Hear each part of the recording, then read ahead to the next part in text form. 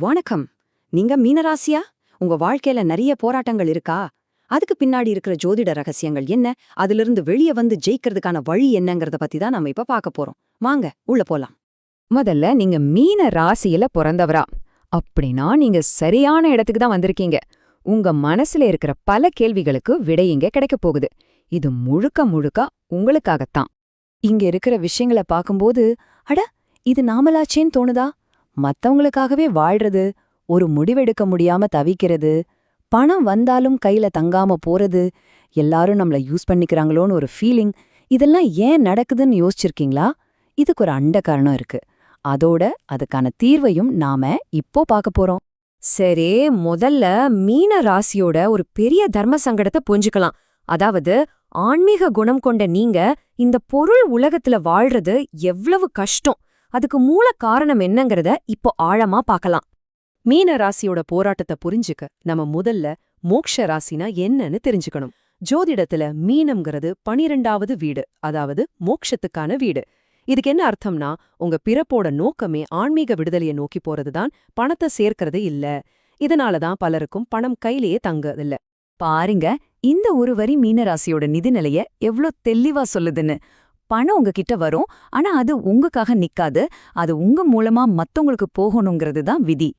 Okay, அடுத்ததா மீனராசிக்குள்ளேயே நடக்கிற ஒரு பெரிய யுத்தத்தை பத்தி பாப்போம். ஏன் எப்போதுமே ஒரு குழப்பம், ஏன் ஒரு முடிவு சரியா எடுக்க முடியல? அதுக்கு காரணம் இந்த குரு சுக்கிரன் போராட்டம்தான். வாங்க அது என்னன்னு பார்க்கலாம். இதுதான் மீன ராசியோட மைய போராட்டமே. ஒரு பக்கம் உங்க ராசிநாதன் குரு, தேவகுரு. அவர் என்ன சொல்றாரு?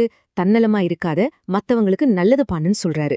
ஆனா இன்னொரு பக்கம் உங்க ராசியிலேயே உச்சமாகிற சுக்கிரன், அசுரகுரு. அவர் என்ன சொல்றாரு? சுயநலமாயிரு, பொருளை தேடுன்னு சொல்றாரு.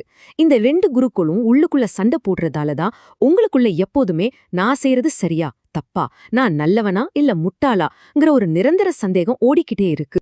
சரி, இவ்ளோ சவால்கள் இருந்தா ஜெயிக்கிறது எப்படி?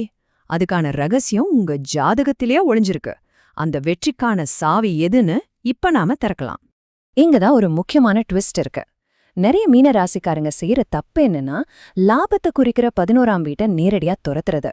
ஆனா ஜோதிடப்படி உங்க ராசிநாதன் குரு அங்க ரொம்ப பலவீனமா இருக்காரு. உங்க உண்மையான பவர் எங்க இருக்கு தெரியுமா? 5ஆம் வீட்ல. உங்க பூர்வீகம், உங்க குலதெய்வம், உங்க முன்னோர்கள் மேல கவனத்தை வச்சீங்கன்னா போதும், 11ஆம் வீட்டு வெற்றி தானா உங்களை தேடி வரும். இந்த லைட் ஸ்விட்ச் உதாரணத்தை பாருங்க, எவ்ளோ அருமையா இருக்கு. நீங்க எல்லா ஸ்விட்சையும் போட்டு பார்க்க வேண்டாம். கரெக்டான ஒன்னு தட்டினா லைட் எரியும். மீன ராசிக்கு அந்த கரெக்டான ஸ்விட்ச் 5ஆம் வீடு தான். உங்க ராசிநாதன் உச்சமாகிற அந்த இடத்துல கவனம் வைங்க, மத்த எல்லா வெற்றிகளும் தானா பிரகாசமாகும். இது இன்னொரு பவர்ஃபுல்லான ஐடியா. நீங்க வெற்றிய துரத்தி ஓடுனா அது உங்களை விட்டு விலகி ஓடும், ஒரு நாய் மாதிரி. நீங்க எப்போ துரத்துறத நிறுத்திட்டு உங்க வழியில உங்க வேர்களை பிடிச்சு அமைதியா நிக்கிறீங்களோ, அப்போ வெற்றி பயந்து போய் உங்ககிட்டே வந்து நிக்கும்.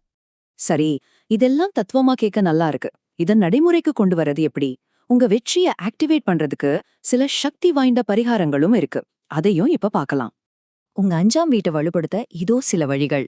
இதுல ரொம்ப முக்கியமானது உங்க குலதெய்வ வழிபாடு. உங்க பூர்வீக கிராமத்துக்கு போயிட்டு வர்றது, இல்லைன்னா உங்க பேருக்கு முன்னாடி உங்க முன்னோர்களோட இனிஷியலை சேர்த்துக்கிறது, இதெல்லாம் உங்க வாழ்க்கையில மிகப்பெரிய மாற்றத்தை கொண்டு வரும்னு சொல்லப்படுது.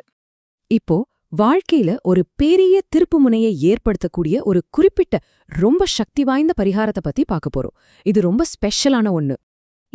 இதுதான் அந்த உறுதியான பரிகாரம்.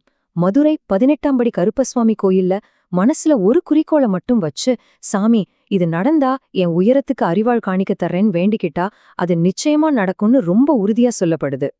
இனி உங்க எதிர்காலத்தை பத்தி பார்க்கலாம். குறிப்பா 2026ஆம் வருஷத்துல ஒரு பெரிய பாசிட்டிவ் மாற்றம் உங்களுக்கு வரப்போகுது. அது என்ன எப்படின்னு தெரிஞ்சுக்கலாம் வாங்க. ஆமா, இப்போதைக்கு உங்களுக்கு ஜென்மசனியோட தாக்கம் இருக்கு. அதனால கொஞ்சம் மந்தமா, உடம்பு சரியில்லாத மாதிரி இருக்கலாம். ஆனா கவலையே படாதீங்க, இது கொஞ்ச காலத்துக்கு தான், இது நிரந்தரம் இல்ல.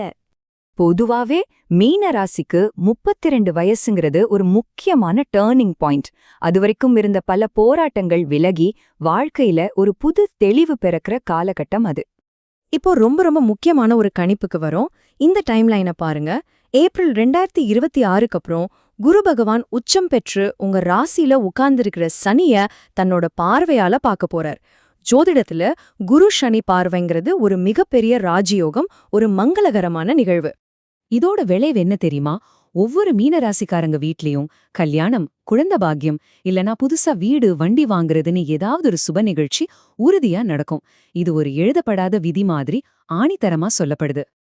ஆக மீனராசி நண்பர்களே, உங்க விதியோட திறவுகோல் நீங்க ஆசைப்படுறத துரத்துறதுல இல்ல. நீங்க எங்கிருந்து வரீங்க, உங்க வேர்கள் என்னன்றத மதிக்கிறதுல தான் இருக்கு. உங்க பூர்வீகத்தை கௌரவப்படுத்துங்க, வெற்றி தானா உங்கள தேடி வரும். இந்த செய்தியோட இந்த விளக்கத்தை நாம நிறைவு செய்றோம். நன்றி.